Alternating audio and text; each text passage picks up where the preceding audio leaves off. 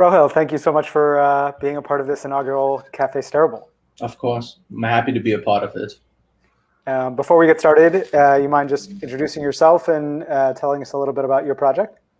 Sure. My name is Rohil Aniruth. I'm looking directly into the camera, but I should be looking at you. I'm a filmmaker. I'm a writer, filmmaker, and game developer from Cape Town, South Africa.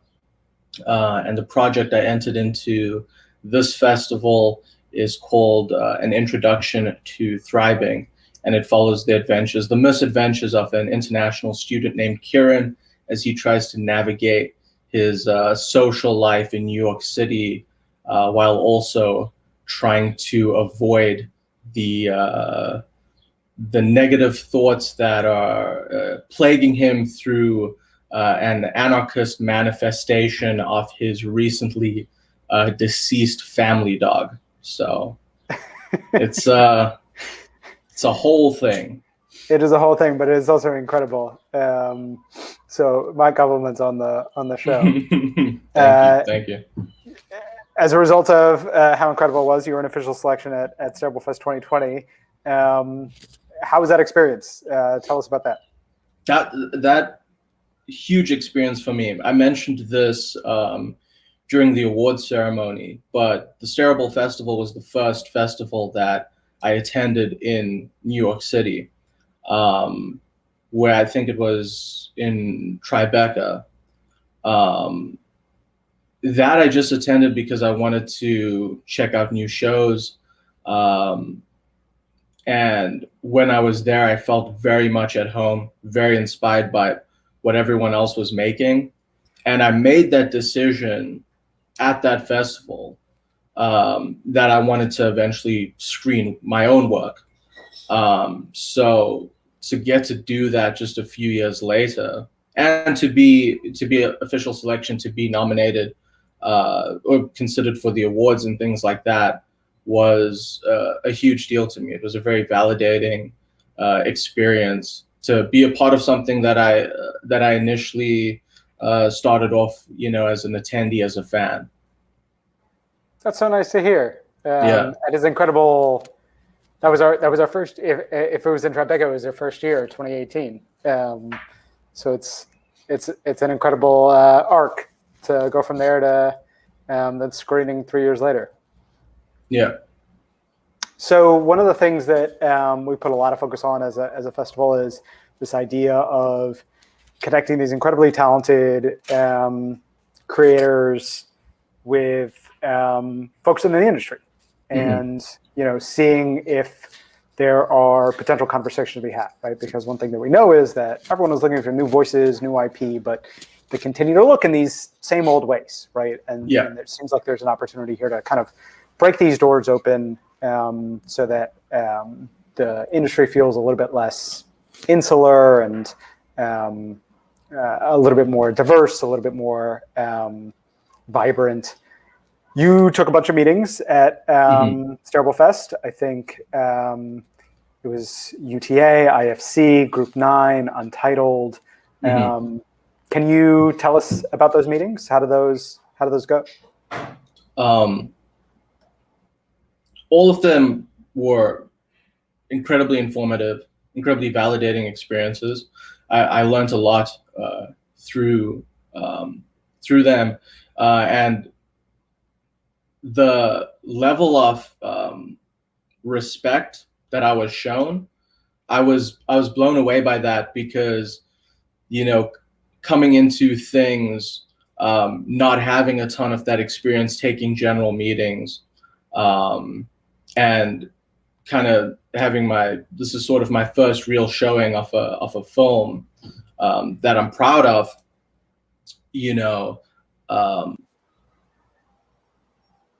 There was a level of there could have been this level of intimidation. I assumed that could have been the atmosphere going into them, but really everyone was so supportive. Everyone really took time to dive into the film I made, and pulling specific moments from the film that they enjoyed, and even really meaningful critique. I just appreciate that everybody took the time and everyone was really patient, even with, the questions I had on how even the process of sort of general meetings work. But again, for me, one of I'm fully from the digital wave. So, I mean, one of the big bits of news that I remember receiving, like coming up in the space, was news of creators from YouTube, Rhett and Link, breaking into traditional media with their show. I think it was called Commercial Kings or something like that. I can't quite remember. But that was the first time that I heard of IFC, right? That was, these creators from the digital space have now broken into traditional through IFC. And that's back when I was living in South Africa.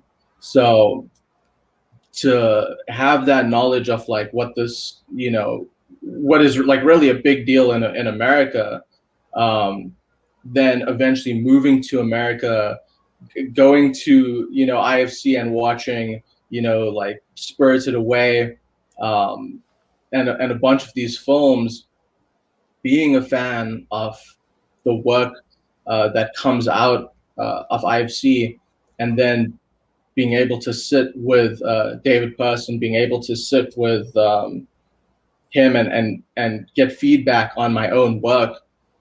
It's an incredible experience.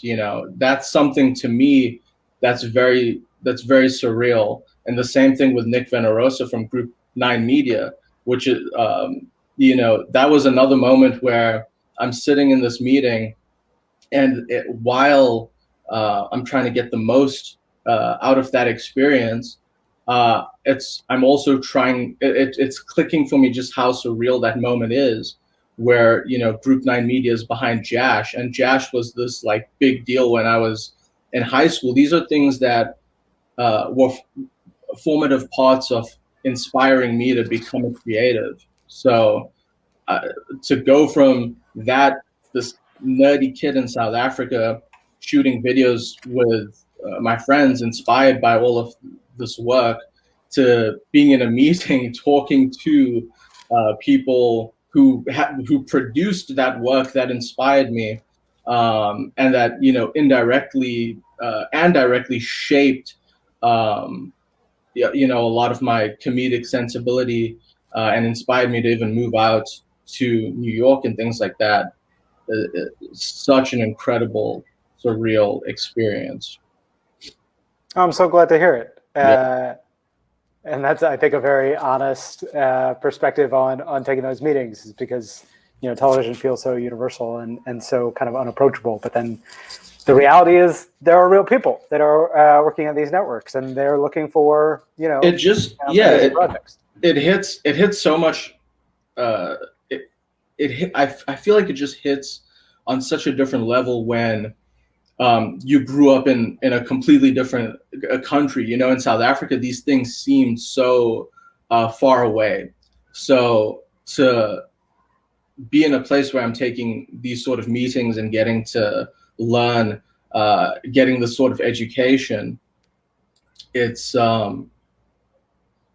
incredibly validating. It feels like, a really big step in the right direction in terms of the creative journey that I'm on. And the same with Ra Kumar from UTA and with Jason Newman. Both offered me incredible feedback on, how I can take sort of a lot of the raw potential in what I was trying to do with an introduction to Thribing, and how to refine that and make that into a more marketable thing without losing, the personality that I feel a lot of people connected to with that project. Yeah. And so what does that sort of feedback look like? Because I think I suspect that's a comment that a fair number of indie creators get, right? Is that there's something really unique and interesting, but maybe it doesn't have that level of sheen or polish that a long form network wants. So, can you talk us through like what those conversations actually look like? I think what it comes down to is you have to hold on to the perspective, right? So the one thing that made an introduction to Thribing unique, and the one thing that was brought up in all of the meetings, was that international student perspective, right? That something that I have that's intrinsic to me, that I'll always have, that's going to color all of my work forever, is that I grew up as the Indian kid in South Africa, moved to America. It's the lens in which I view the world is always going to be shaped by those things. So it's about making sure you're holding on to that, what makes your perspective unique.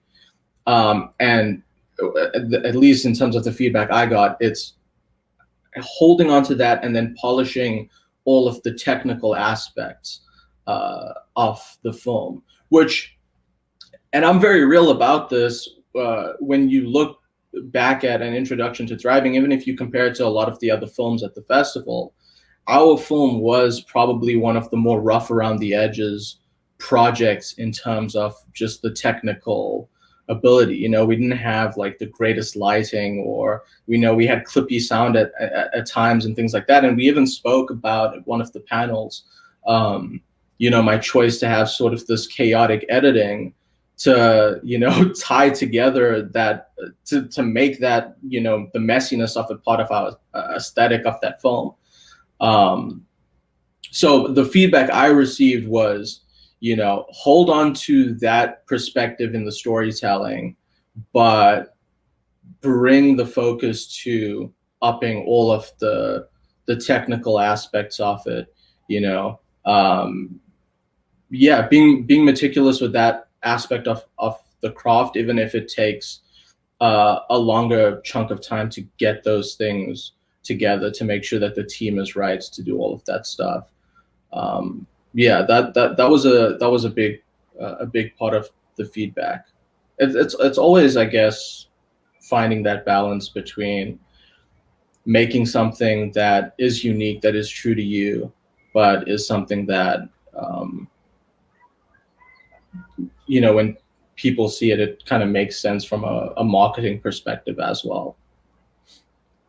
Yeah, I mean, I think I'll agree with you that perhaps it was one of the less polished or whatever, however you want to frame it, of the festival. But I think the thing that we really were drawn to was the uniqueness of the characters, that idea of being this third culture student, and the world that you had created, and kind of the ways that but also just the specificity of your character and that relationship with the vision of your dog and the rest. And I think you can bring in better camera work, you can bring in better lighting or editing, but that idea, that concept, that uniqueness of voice, I think that's one of the hardest things to do. So I think that's also what they were responding to.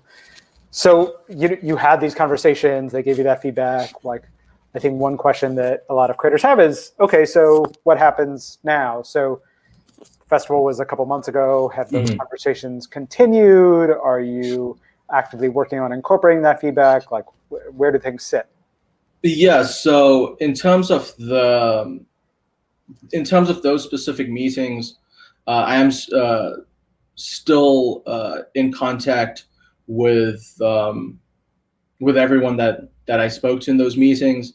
I went into production on a show over at All Ages of Geek called Indie Game Feels, which is this it's an indie game spotlight show, but it's also very comedic. And Nick Veneroso actually helped me with getting together a run of show for that project. And then with Jason Newman, I've been submitting drafts and treatments for a project with him, which I don't know where that will go, but the experience, it's all valuable education. And I'm really proud of the work that I've sent through to him. And then in the next few months, I'm going to be showing a new short to Raw. So all of those conversations, they didn't just stop at feedback and that's it. They all ended up into some aspect, into some early phase of development for other projects and other things that I'm working on. Not specifically related to Thribing through to the film that I presented, but more so the voice of that film, my voice being applied to other projects. Gotcha. That's incredible. And I'm so glad to hear that those conversations are continuing, because I completely agree. Whether it's this project or the next one, a lot of it, I think, is about relationships and, finding the opportunities to collaborate and figure out, what both parties want to work on. So that's really great to hear. Has it changed kind of what you see as the goal for an introduction to Thribing? Like, has that evolved over the past 6 months? With that particular project, for me, I really see that as a stepping stone project into diving into those themes a little bit, diving into these things that I feel it is where my interests lie, which is I'm making work where it's very conversational in terms of the dialogue, and a lot of how the characters speak is true to how my friend group speaks, and it's addressing something that is very current in what I'm experiencing and what my peer group is experiencing.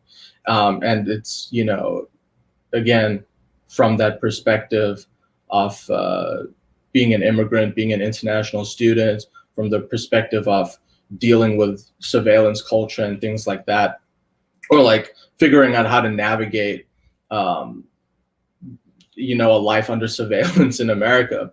So those are topics that I feel were my first swing at those topics in an introduction to Thribing. And that's what I view that film as now, is I took the swing to start discussing these things that I think will be a big part of the reoccurring themes in my work, in my body of work. And so moving forward, it's all about just refining how I have those conversations. Each time I take a swing at it, that perspective is going to be a lot more informed, a lot more educated, and I'm going to be able to express it a lot better.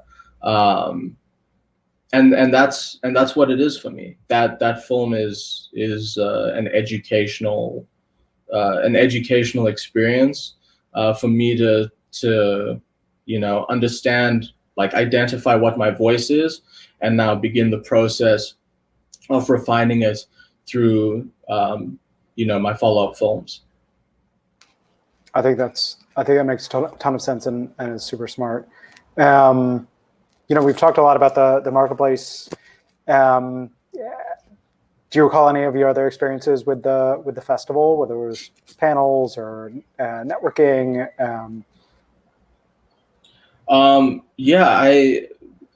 The long form comedy Q&A was great to be a part of.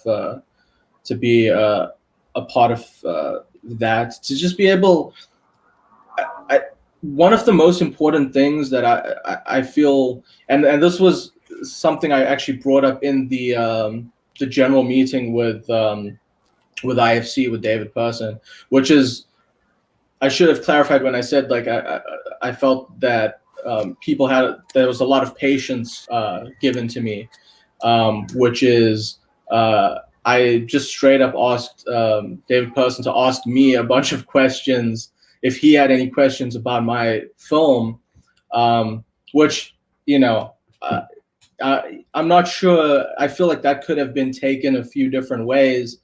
But my intention for that is I want to get better at being able to talk about my work, because it's all about how well you can communicate your vision to a group of people that can get them on board with the sort of things that you're trying to make.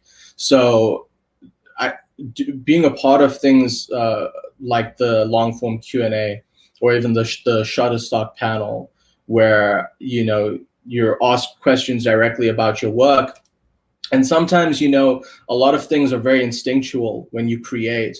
You just sort of feel it, and then you move off of that feeling.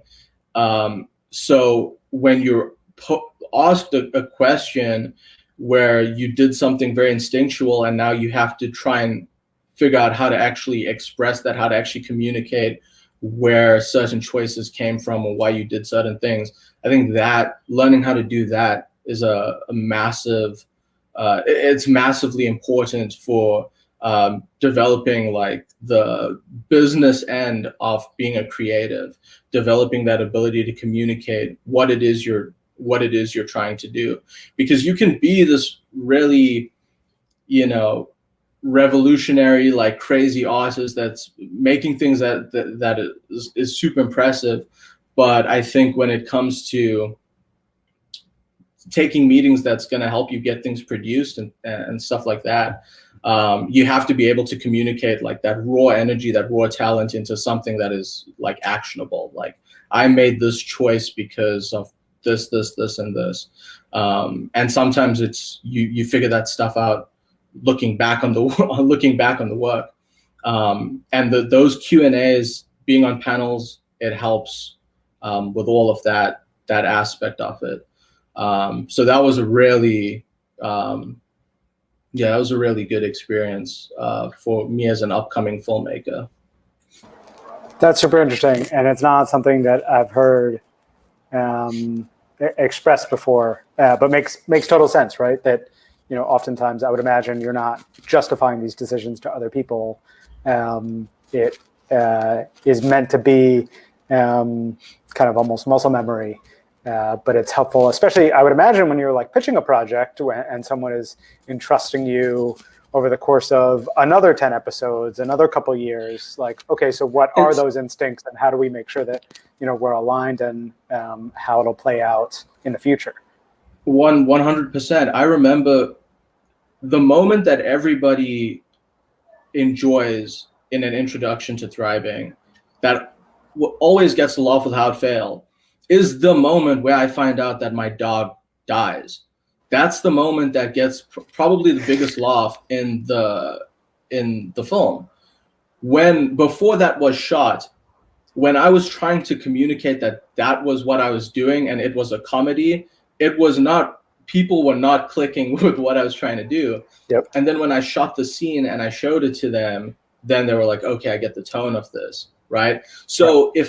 If I was going to, now I'm the type of person where, okay, I'm just going to do it and then I'm going to show it to you and then you'll see that it's a funny thing that I did. But if I was, you know, in a position where I was trying to, where I needed someone to help me produce that, or I was trying to get that made, or I was trying to pitch that, right there it shows that, okay, well, I was not able in that moment to communicate effectively why that moment would be funny, why this is going to work as a comedy. So yeah, I think that's really important, because for sustainability, for longevity in my career, it's going to come to a point where I'm not always going to be in the position where I can say, well, you know what, I'm just going to go out and do this thing on my own, because eventually these ideas, they're going to become larger scale things where I am going to need, serious backing to execute on certain things. So yeah, learning how to communicate my ideas effectively, super important for my career, super grateful that I got to have opportunities to do that through the panels at Stareable. Well, and that actually goes to something else that we've heard from creators in this roundtable is, there's one of the values of, say, a web series over a script is, it goes back to show, don't tell, right? And so it's one thing to have someone read your words on a page. It's another thing for them to more fully experience this vision and this universe that you want to create, right? Mm-hmm. And so the laugh that you're going to get and that you got from that moment is going to be so much more powerful when you can actually capture it and show it to someone and say, well, this is what I mean, right? And it's all about, I think, in a lot of ways, it comes down to, well, how do you make this pitch of this show and your vision the most compelling, right? And I think having it down on film and being able to show someone a video is going to be the most tangible way for them to experience it. Yeah. So you've talked a little bit about some other projects that you have going. What are you working on next? How do you see the next 12 months going? So we're getting out a bunch more episodes of Indie Game Fields, and then I'm probably going to be developing a few more shows with that company. All Ages of Geek. It's it's a geek culture site. So a lot of the content on there is centered around video games, anime, that sort of thing, general nerd culture. So a lot of the shows there will be, commentary on entertainment. But I'm excited to do that because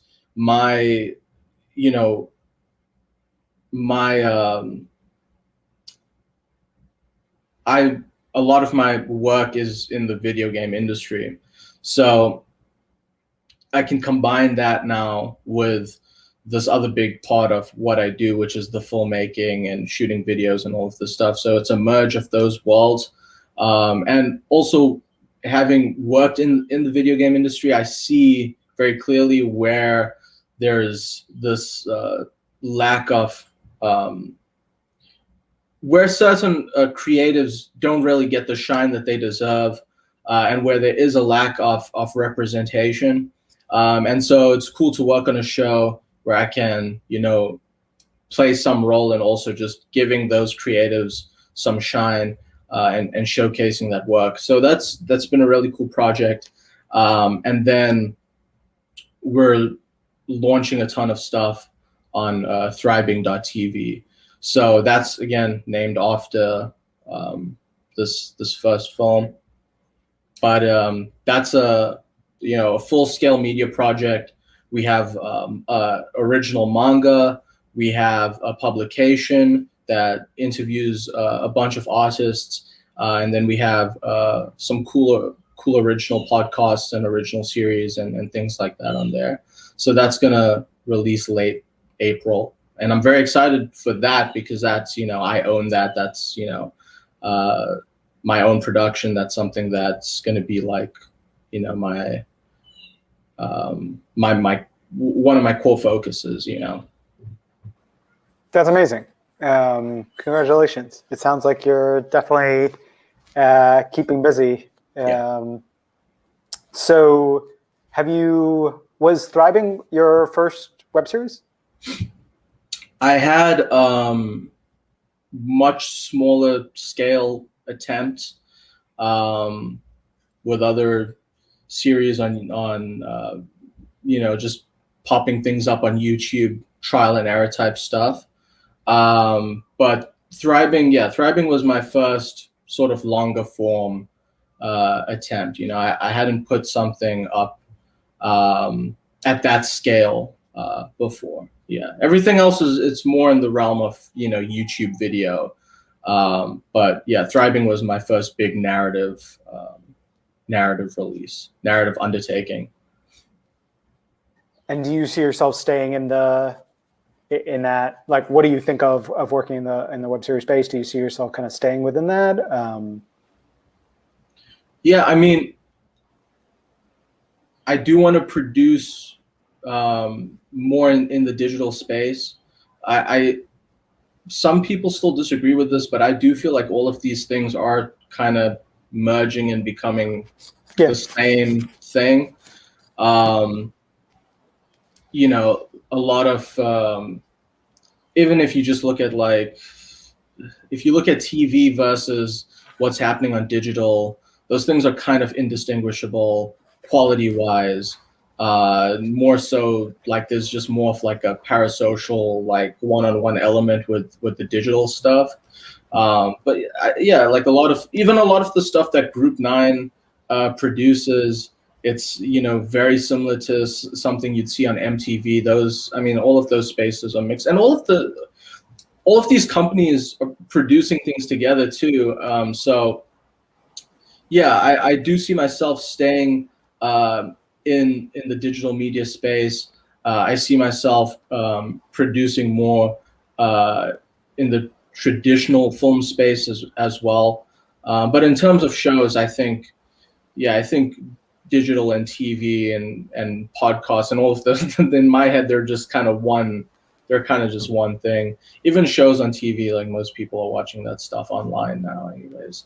So yeah, no, I agree. I think I agree that it's all merging. And I think that's kind of one of the things that drives us, is this idea that, well, I see web series all the time that are basically indistinguishable from the type of quality that you see on TV.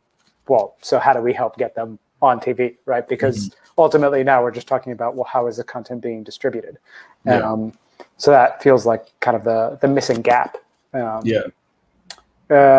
there, you know, TV still holds a lot of that legitimacy, you know, because a lot of digital creators that are doing greater numbers, just putting stuff up on their YouTube channel, will still like sacrifice those numbers to go and spend a few months making something on TV just because of the legitimacy that, you know, that still holds and can bring their career. So there's still that power dynamic there a little bit. Well, and it goes back to what you said, right? You grew up watching Jash and IFC, and these brands are meaningful, and they create legitimacy, and I think there are also ways about reaching different audiences, right? So you know, you can have what audience on YouTube and a very different one on Netflix. But yeah, last question. I know we've covered a little bit about kind of what you've learned and how you feel like you're evolving and where you're trying to focus as you take yourself to this next level in your career. Any advice for, you know, other creators who are kind of pondering those same sorts of questions and thinking about, you know, how to level up? Yeah, this is advice that it's kind of like, it's boring advice, but it's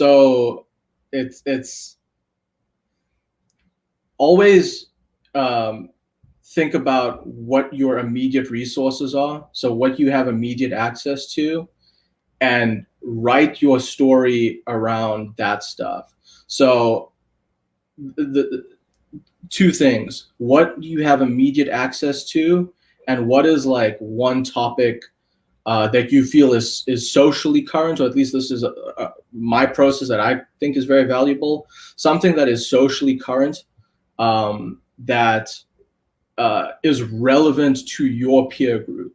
So something that your friends are talking about all the time that's affecting their lives, not like a pop culture thing that they like, but, you know, a thing that they're going through. Figure out like a collective thing that you're going through. Figure out the stuff you have immediate access to, and then write your story with those, combining those two things. This is the only stuff I have to make the story. This is the topic that is meaningful to me. if you keep doing that, you will be able to get to the core of what your voice is, because you